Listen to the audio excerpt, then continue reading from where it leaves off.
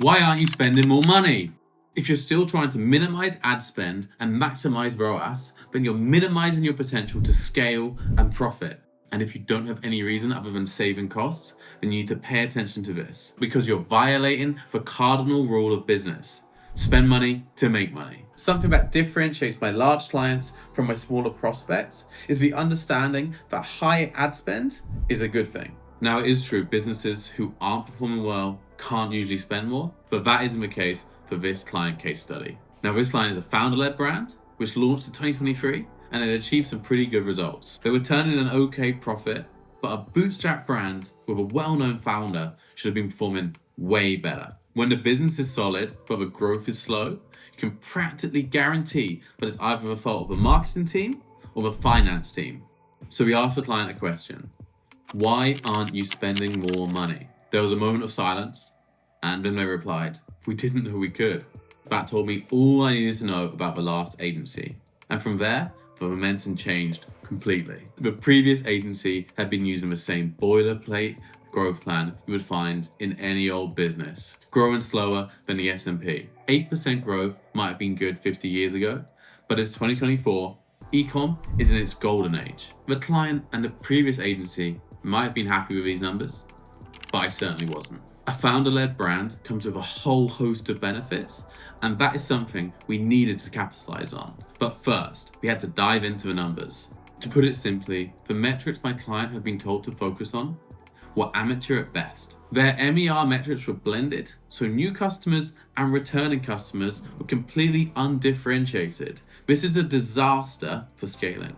One of the fundamental laws of business is that new customers cost more than returning customers. Now, it's an obvious truth, but the problem with obvious truths is you don't always take into account what that looks like in the data. Because of this lack of understanding, the agency and the client were forced to go after returning customers over and over again. By only using a blended MER metric, they were pigeonholing themselves into only acquiring returning customers and stopping growth. To understand why this happens, you have to understand that any campaign that acquires new customers is naturally going to bring down your overall MER. And that's a good thing, because you need to acquire new customers. And that's exactly what we saw in the data. They had a stable customer cost and a stable revenue. It looks like a win, but the reality is they were getting killed in opportunity cost and they weren't growing. This wasn't the only metric the previous agency fumbled, but it was the most devastating. So we got to work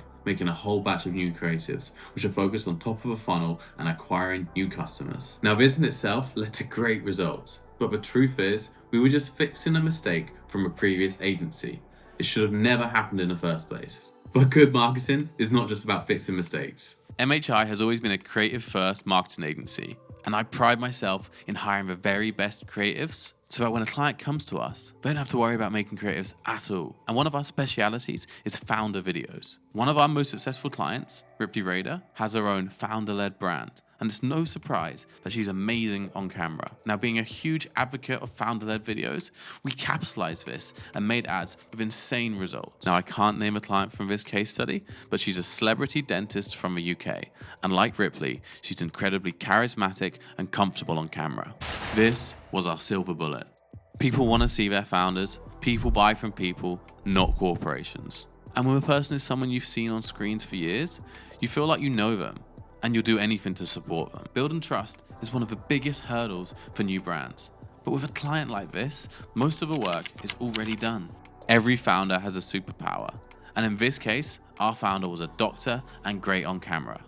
That's about as good as it gets for authority and trust. No more 9 out of 10 dentists recommend.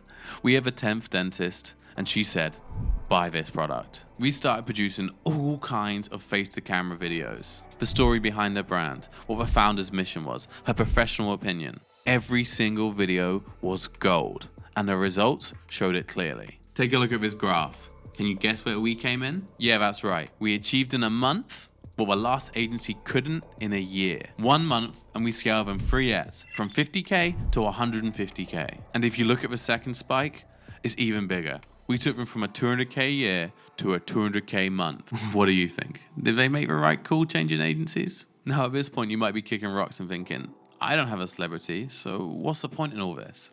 And you might be right. Maybe you don't have a celebrity, but that doesn't mean you don't have a founder. The two founders I spoke about in this video were both attractive, comfortable on camera, and charismatic. These things are all helpful for a strategy, but it's by no means the only way to succeed. Take Ethereum, for example. It's the second biggest cryptocurrency in the world, and its founder, Vitalik, is very awkward.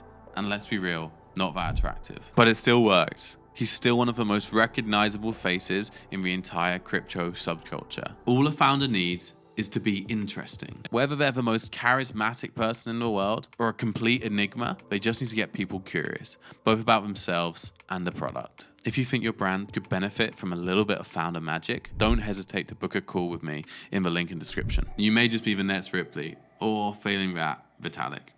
We don't judge. For those of you who have stuck to the end, I thought I'd treat you to an obscure strategy we used for this client. Now it's clear that founder-led videos were the key to our massive success. There's actually a highly underused strategy that we had going on the sidelines that doesn't require a celebrity or even someone comfortable on camera.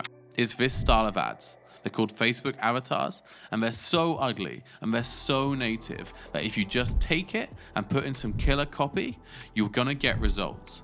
We've ran this format on over 15 different clients, and every single time it works. So for any brands out there looking to get a quick, easy win, steal this, put some copy in. That's a little treat for me.